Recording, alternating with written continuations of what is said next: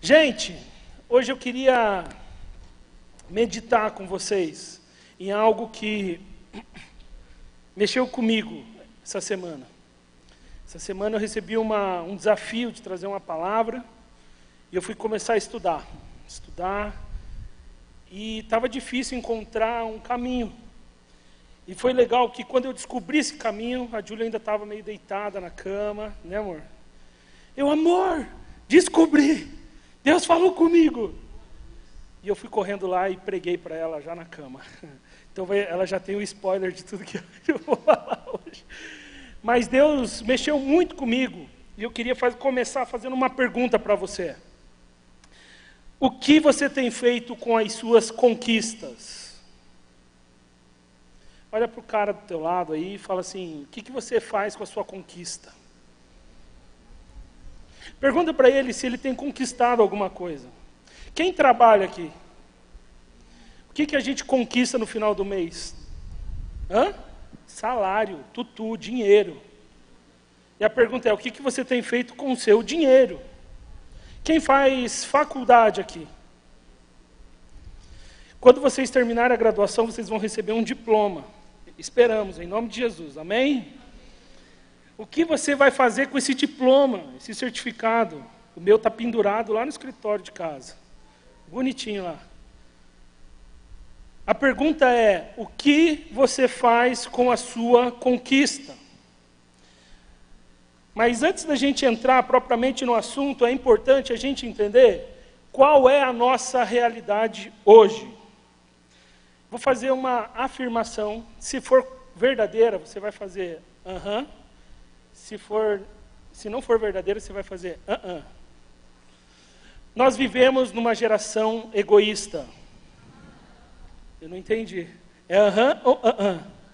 Aham. Outra coisa. Essa geração egoísta vai ser meio redundante, mas ela se preocupa sempre em coisas para ela. Aham ou aham? Isso é ser egoísta, né? Fui muito redundante. Nós vivemos numa geração que trabalha muito. Aham ou aham? Os adolescentes agora fizeram aham. Deixa eu te falar, quem trabalha, trabalha muito, porque se não trabalhar muito, o que vai acontecer? Valeu, falou, porque o mercado é cruel. Nós precisamos trabalhar. Nós estamos numa geração que está com foco distorcido. Você concorda? Aham ou aham? Legal, estamos entendendo a mesma coisa. Eu tenho caminhado com juventude desde 2010, que eu trabalho aqui na igreja com juventude. E eu tenho me preocupado bastante com os rumos que a sociedade tem traçado. Nós precisamos trabalhar insanamente. Eu também caminho com os pré-adolescentes, os juniores. Cara, é horrível caminhar com uma piazadinha, 9 anos, que os pais trabalham insanamente e não tem tempo para dar para o filho. Isso é horrível, isso é horrível. Mas o mais triste disso tudo é que nós fazemos de tudo para que a gente, olha aqui, nós fazemos de tudo para que a gente evolua. Todo o nosso esforço é pensando em nós mesmos. É pensando em mim. Eu preciso ter, eu preciso comprar, eu preciso viajar, eu preciso. E a lógica de Cristo é um pouco diferente disso tudo. E eu quero muito que você abra a sua Bíblia em Marcos,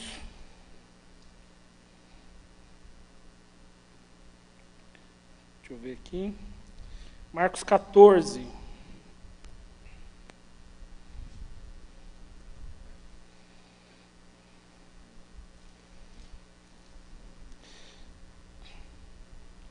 Nós vamos ler a partir do verso 1, e nós vamos fazer um estudo mais profundo desse texto. Hoje a gente vai focar em um texto só. Eu queria muito que você abrisse lá em Marcos 14, a partir do verso 1. Bora lá? A palavra de Deus diz o seguinte: faltavam apenas 2 dias para a Páscoa. a festa dos pães sem fermento. Os chefes dos sacerdotes e os mestres da lei estavam procurando um meio de flagrar Jesus em algum erro e matá-lo. Mas diziam, não durante a festa, para que não haja tumulto entre o povo. Estando Jesus em Betânia, reclinado à mesa na casa de um homem conhecido como Simão, o leproso, aproximou-se dele certa mulher, com um frasco de alabastro, contendo um perfume muito caro, feito de nardo puro. Ela quebrou o frasco e derramou o perfume sobre a cabeça de Jesus. Alguns dos presentes começaram a dizer uns aos outros, indignados, por que esse desperdício de perfume? Ele poderia ser vendido por 300 denários e o dinheiro ser dado aos pobres, e repreendiam-a severamente. Deixem-a em paz, disse Jesus, porque estão perturbando? Ela praticou uma boa ação para comigo, pois os pobres vocês sempre terão com vocês, e poderão ajudá-los sempre que o desejarem, mas a mim, vocês nem sempre poderão. Ela fez o que pôde, derramou o perfume em meu corpo antecipadamente, preparando-o para o sepultamento. Eu lhes asseguro que onde quer que o evangelho for anunciado em todo o mundo, também o que ela fez será contado em sua memória. Então Judas Iscariotes, um dos 12, dirigiu-se aos chefes do sacerdote, a fim de lhe entregar Jesus. A proposta muito os alegrou, e lhe prometeram dinheiro. Assim, ele procurava uma oportunidade para entregá-lo. Vamos lá, fazer uma análise mais profunda, tópico a tópico, com aquela interpretação boa que eu gosto de fazer aqui. Primeiro ponto que me chama muita atenção nesse texto, está lá no verso de número 3. No verso de número 3, é narrado a seguinte situação. Uma mulher, que a gente não sabe o nome, tá? Ela estava com um frasco de perfume caro, muito caro para a época. Não daqueles comprados em Miami, né, amor?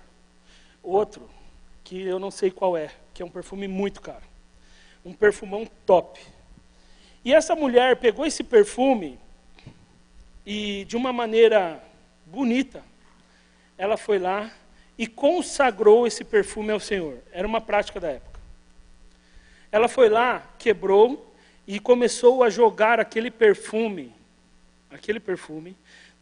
em Jesus. Naquele momento, algo interessante aconteceu.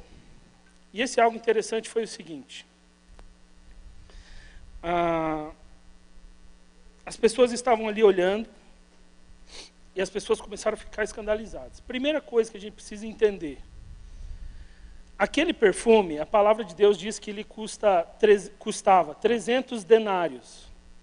Denário, se você for fazer um estudo mais profundo, ele representava a um dia de trabalho.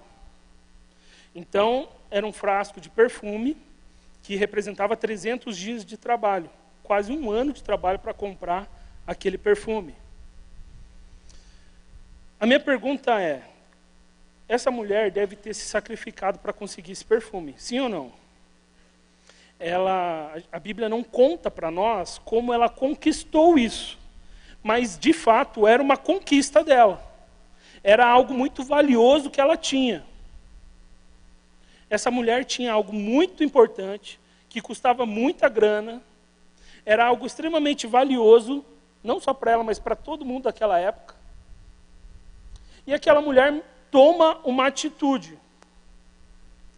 E a atitude dela foi: vou honrar ao meu mestre, Jesus Cristo, com essa conquista que eu obtive.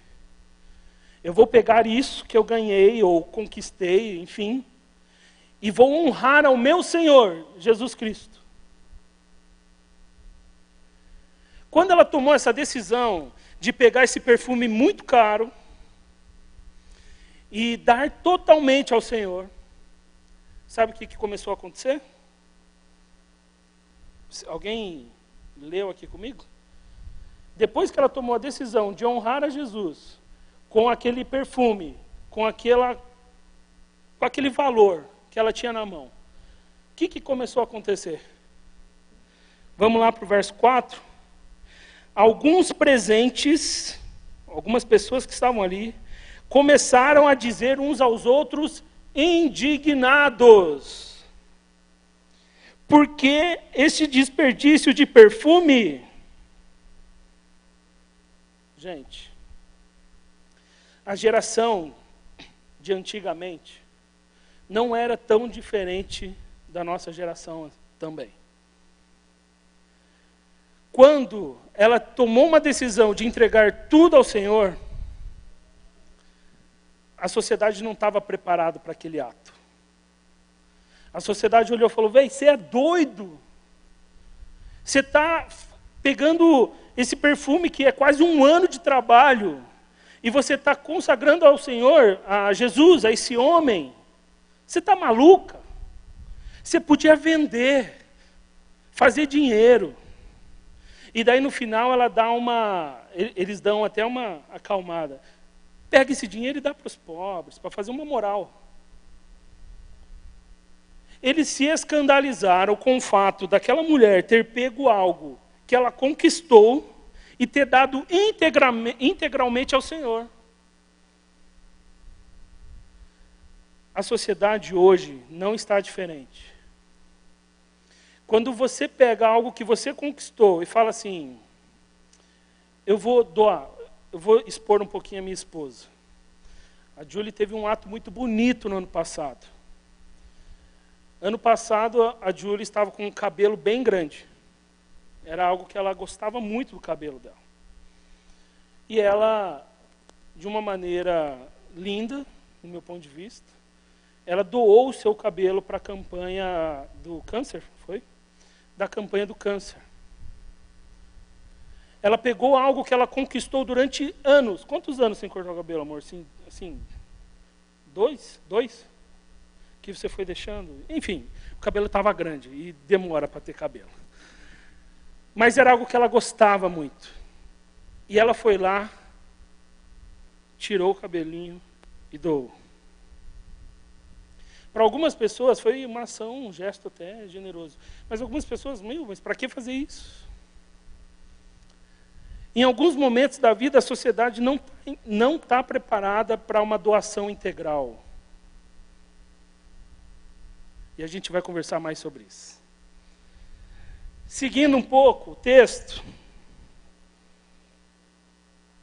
a gente vê que Jesus toma uma decisão quando ele começa a ver a treta rolando, né? A palavra diz aqui, no final do verso 4, e eles a repreendiam severamente. Fica imaginando, cara, os caras estavam em cima. E essa mulher poderia ter olhado e falado assim: gente, desculpa, vamos fazer isso mesmo. Deixa eu recolher aqui o negócio. Ela não, ela continuou fazendo o que ela precisava fazer. Ela perseverou na honra ao seu mestre. E daí Jesus olha e fala: espera aí, vocês estão de brincadeira comigo. Jesus, daquele jeito dele, um pouco antes de ser sacrificado, Jesus pega: espera aí, gente, existe algo que acontece com as pessoas que me honram. E isso ele mostrou para nós ali no verso 8. Dá uma olhadinha lá. Ela fez o que pôde, derramou o perfume em meu corpo antecipadamente, preparando-o para o sepultamento. E agora no 9, presta atenção. Eu lhes asseguro que onde quer que o evangelho for anunciado em todo o mundo, também o que ela fez será contado em sua memória. O que Jesus está falando aqui é o seguinte: gente, para de falar besteira. Para de falar besteira. O que essa mulher fez foi algo incrível. Ela me honrou com uma conquista que ela tinha, com algo que era muito valioso, ela me honrou. E por ela ter me honrado, existe uma bênção especial preparada para ela. E a bênção que o Senhor prometeu para ela foi: eu lhes asseguro que onde quer que o Evangelho for anunciado em todo o mundo, também o que ela fez será contado em sua memória. Ele prometeu que aquela mulher seria lembrada por todo mundo, aonde quer que o Evangelho fosse anunciado. E o que nós estamos fazendo aqui agora, neste momento? O que nós estamos fazendo aqui agora? Lembrando dessa mulher.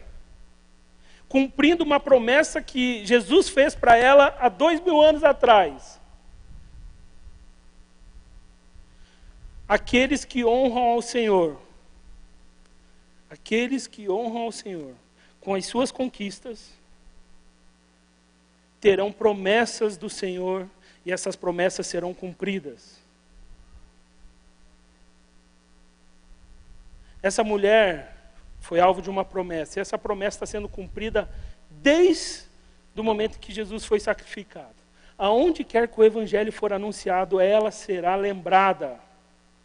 Estamos hoje, há 2000 anos, lembrando dessa mulher. Mas o texto não acaba aqui. Não acaba na promessa e até no cumprimento da promessa.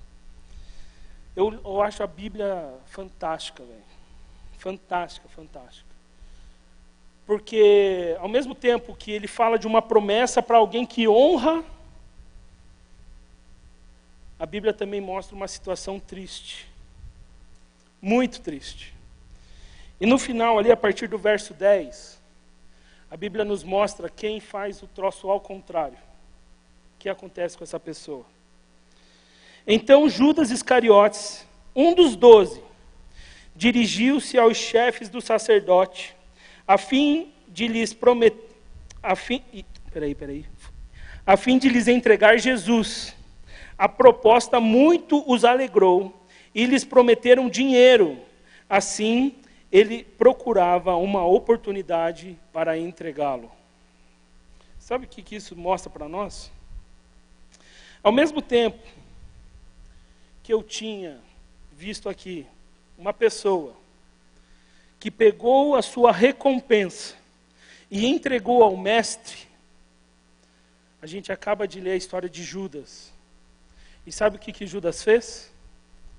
Ele entregou o mestre para conseguir a recompensa. Deixa eu explicar algo para vocês, que vai ser duro, e eu quero que você preste atenção, e eu quero, com muita autoridade, falar com vocês.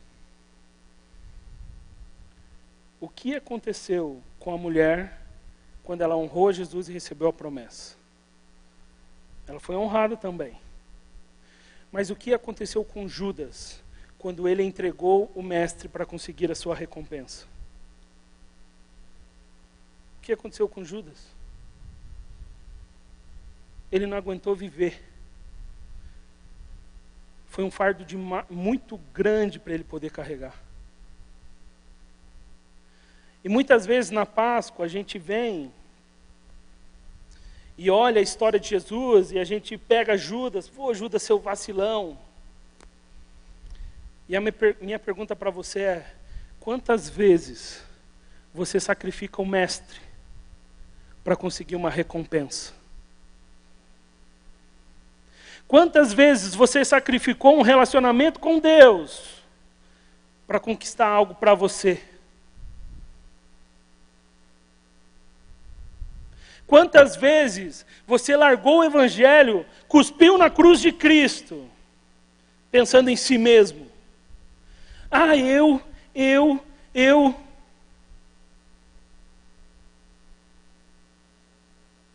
Quando eu olho para esse texto, fica muito claro duas histórias que tiveram rumos completamente diferentes. Alguém que conquistou e doou. Alguém que matou para conquistar. Eu tenho algumas histórias ao longo da minha caminhada cristã. E eu lembro que eu tinha 16 anos de idade. E no auge dos meus 16 anos, vindo de uma família de classe média baixa, eu tinha algo que era muito valioso para mim. A minha conquista. E a minha conquista era um violão.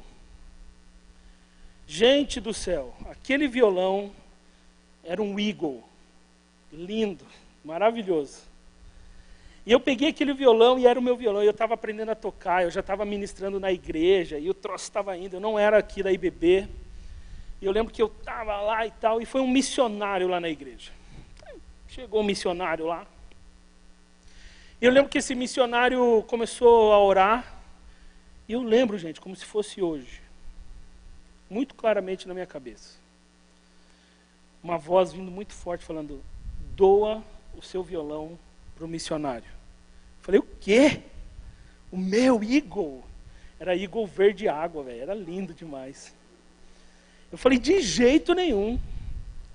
E eu lembro que tinha um amigo meu, cara, no meu lado. Eu falei: mano, Deus está falando para eu dar o violão, velho. E eu falava assim, e eu esperava que ele falasse assim para mim: você é doido, velho? Não é Deus não, rapaz. Como é que a gente vai tocar nossa banda semana que vem? E eu lembro como se fosse hoje. Ele falou: velho, então dá. Gente, eu fiquei em crise. Estava em crise. Porque a gente se apega às coisas, cara. É impressionante. A gente se apega a um violão. Talvez você tenha se apegado ao seu carro. Talvez você tenha se apegado à sua casa ou até a um relacionamento, eu não sei. Talvez você seja muito apegado ao seu salário, às suas economias, aos seus investimentos, aos seus bitcoins. Talvez você esteja extremamente apegado a isso. E Deus fala: dá. Deus vem muito claramente na Bíblia e fala: devolve o dízimo. E você fala: de jeito nenhum. É a minha conquista, é o meu salário. Eu trabalhei. E eu olhava para aquele violão e falava: é meu. Não dou. E eu lembro que eu tentei, cara, ficar naquele culto e não deu. Chegou uma hora que eu falei: tá bom. E eu fui lá e entreguei para o missionário o meu violão. Gente, quando eu entreguei, parecia um filme que você está tendo uma despedida, tipo, pam, pam, pam, pam, plam, tá ligado? Cara, foi tenso, mas a sensação de obediência foi incrível. E eu dei. E assim que eu dei o meu violão, sabe o que aconteceu? Nada. Fiquei sem violão, velho. Eu estava com uma sensação incrível de obediência, de alegria por ter obedecido e honrado ao meu Senhor, mas eu não tinha um outro violão. E eu confesso que depois de umas 2 semanas eu falei: pô Deus, beleza, e aí? Como é que eu faço agora? Mas Deus é fiel.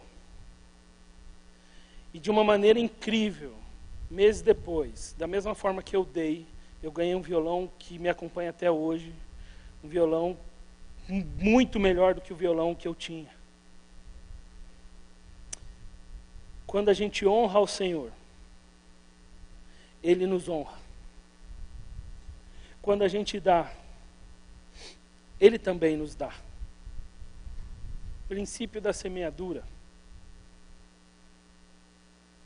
Existem vários momentos da minha vida onde eu dei coisas, e existem vários momentos onde eu falei: Deus, não. E eu e a Júlia, a gente, faz pouco tempo, a gente teve uma conversa muito clara com Deus, falando: Deus, tudo aquilo que o Senhor tem nos dado, que seja para a sua honra e glória. Se o Senhor pedir para eu dar o que eu tenho, e olha que não é muita coisa, eu vou dar. Se o Senhor pedir para eu dar o meu tempo, eu vou dar o meu tempo. Se for para honrar o meu Senhor, todas as minhas conquistas são dele, e eu entrego para ele. Hoje a palavra que precisa ficar no seu coração é: o que você tem feito com as suas conquistas? Você tem pego na hora Quem vai prestar vestibular esse ano? Uma galera. Que Deus abençoe vocês. Deixa eu contar algo para vocês. Nesse momento pré-vestibular, existe algo que acontece muito naturalmente. A gente fica tão focado na nossa conquista que a gente sacrifica o nosso Senhor.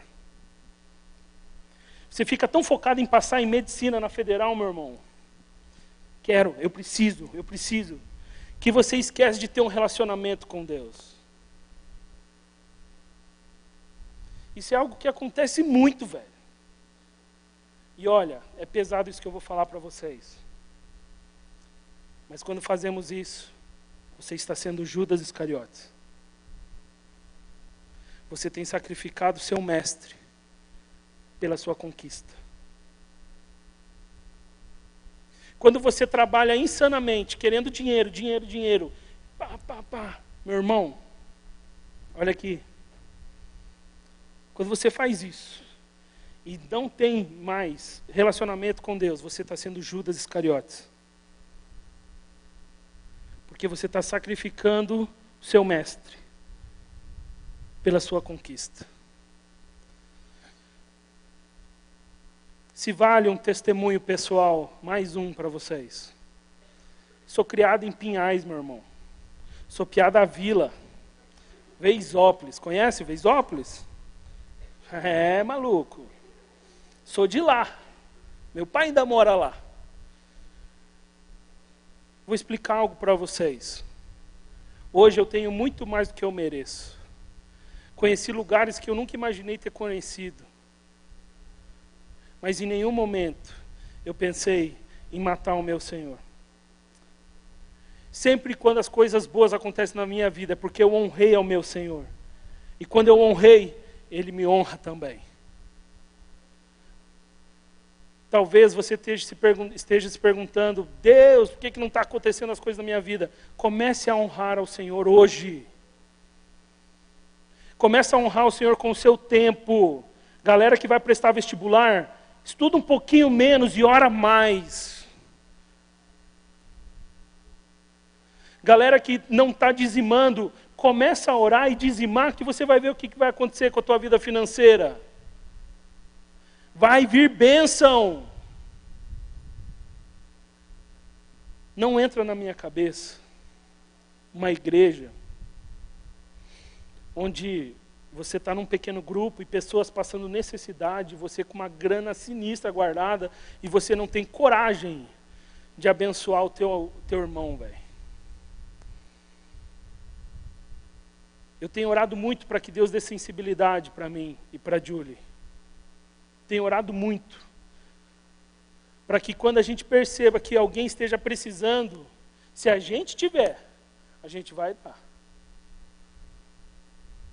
Isso é reino, isso é igreja, isso é Bíblia, isso é Jesus. Hoje a gente vai ter um tempo de oração. E eu não sei como que está a sua vida. Eu não sei como estão os valores na sua vida.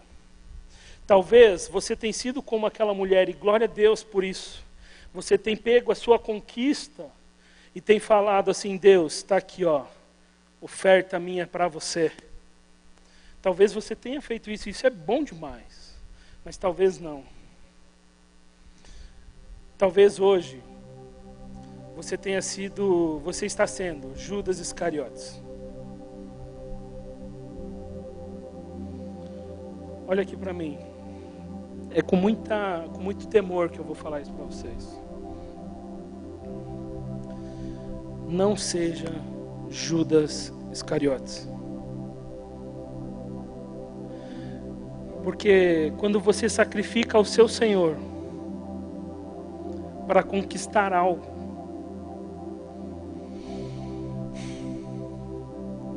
você não vai conseguir suportar o peso. Eu recentemente estive conversando com um amigo meu. E ele trabalha com pessoas bilionárias. Existem bilionários, gente, existem. E ele olhou para mim e falou assim, Rômulo, ele é cristão, ele é crente, tem uma família linda. E ele falou uma coisa para mim que me marcou. Ele falou assim: Rômulo, eu não trocaria a minha vida pela vida desses caras. O peso que esses caras carregam é grande demais. A família deles completamente destruída, porque o Senhor deles é mamon, é dinheiro, é conquista. Aqueles caras são Judas Iscariotes. Sacrificaram o mestre para obter conquistas. Não seja como esses caras.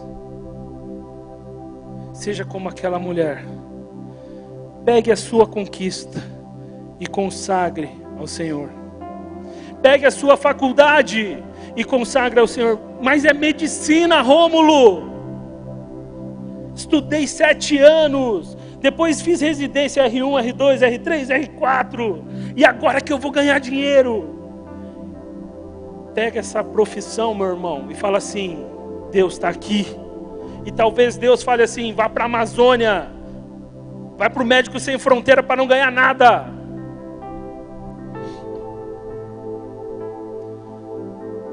Qual é a conquista que você tem que entregar ao seu Senhor? Não seja Judas Iscariotes, que sacrificou o Senhor para ter conquista. As luzes vão apagar. A banda vai começar uma canção. E se você precisa hoje tomar uma decisão,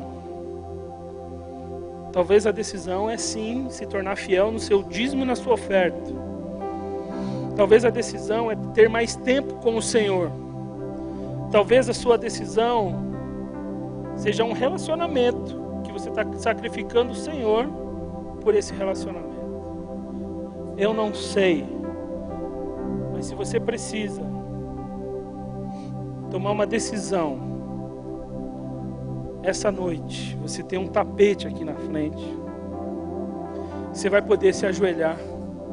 E eu acredito muito fortemente que aqueles que honram ao Senhor com as suas conquistas serão honrados também.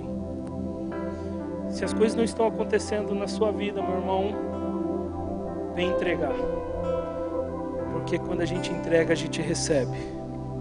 Enquanto a banda canta, você vai ter a oportunidade de vir aqui à frente, se ajoelhar e falar: Espírito Santo de Deus, eu te entrego hoje.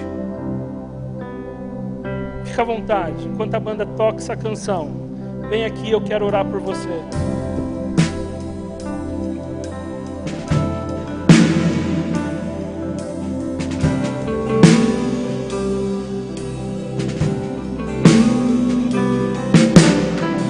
Seguro estou nos braços daquele que nunca me deixou.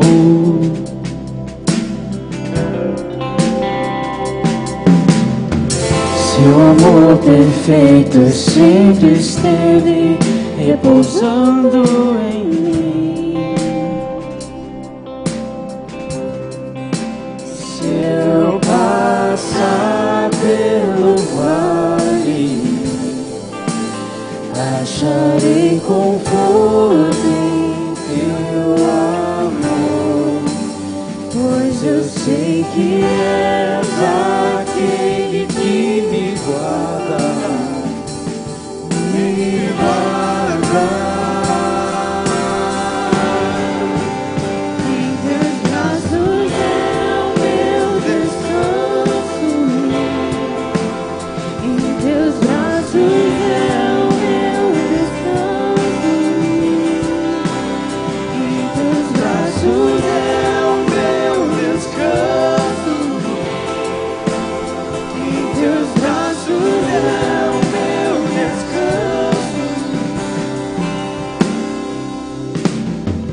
Seguro estou nos braços daquele que nunca me deixou.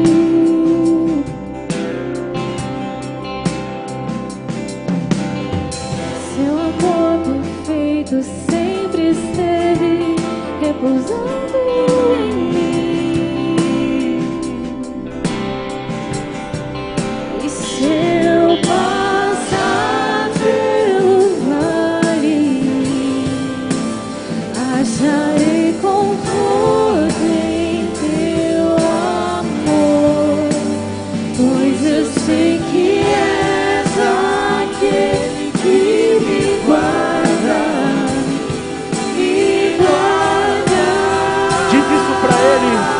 com todo o seu coração. Em teus braços é o meu descanso. Em teus braços é o meu descanso. Em teus braços é o meu descanso. Em teus braços é o meu descanso.